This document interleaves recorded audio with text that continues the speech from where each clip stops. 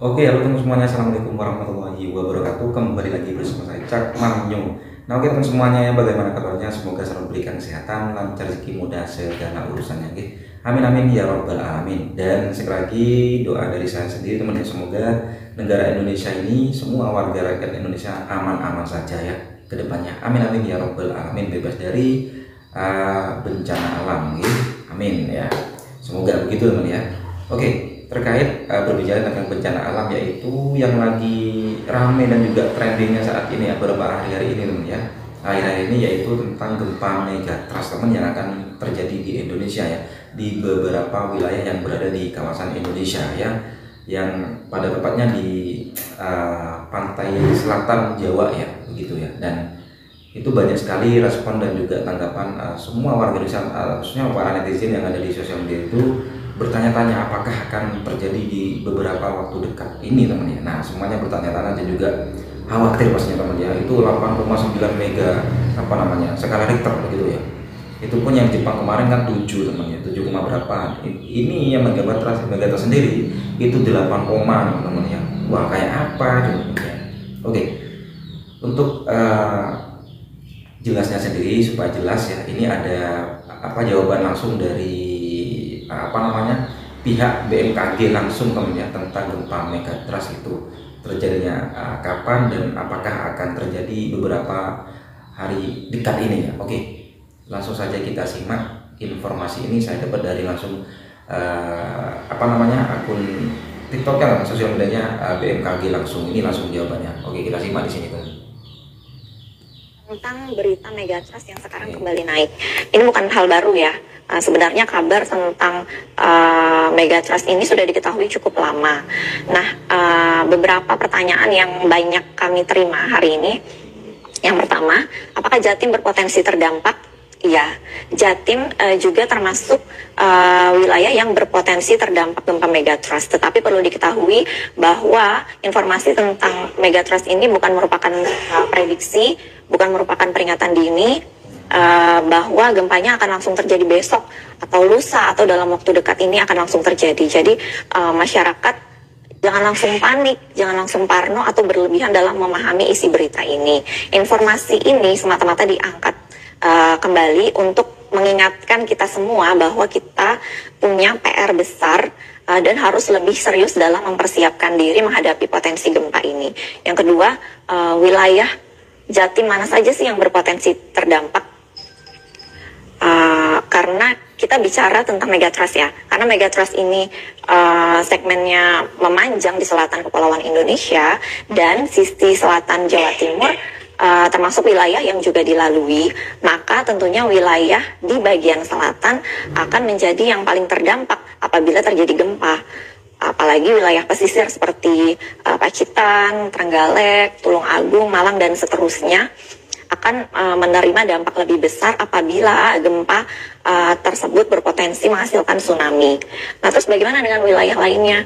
Ponorogo gimana? Surabaya gimana? Sidoarjo gimana? Banyak banget yang menanyakan hal itu ya.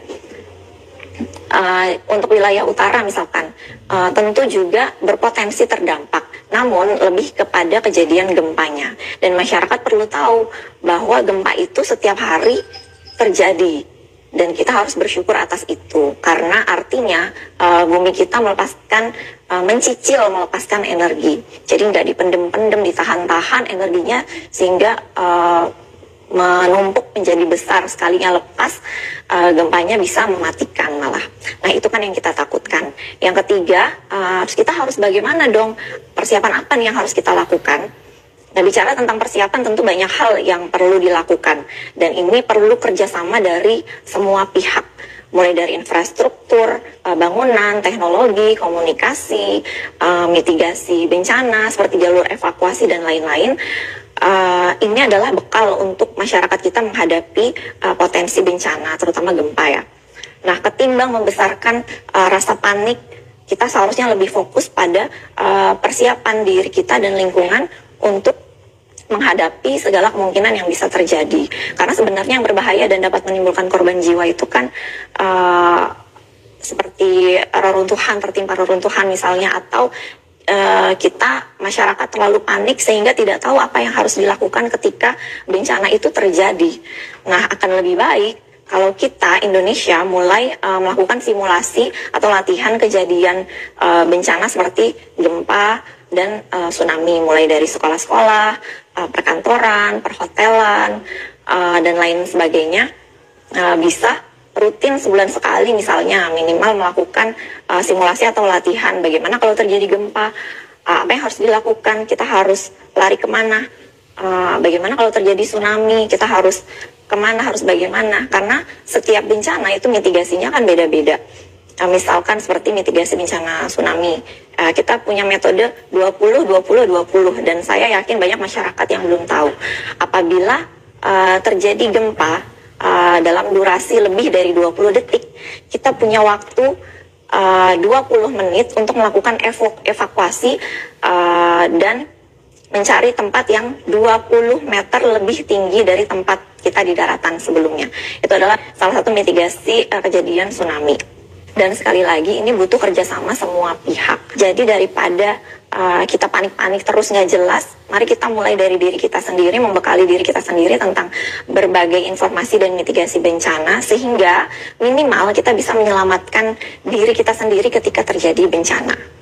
Apa benar gempa megatrust di Indonesia tinggal tunggu waktu?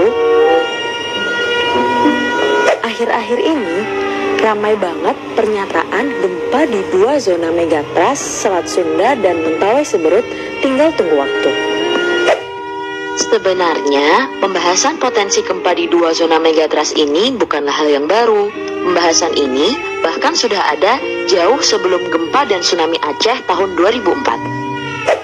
Apakah sebelumnya di 2 zona megatrust ini pernah terjadi gempa besar? Jawabannya, pernah. Gempa besar yang mengakibatkan tsunami pernah terjadi di zona megatrust Mentawai Siberut pada tahun 1797 dan di zona Selat Sunda pada tahun 1757. Terus, maksud tinggal tunggu waktu itu berapa lama sih?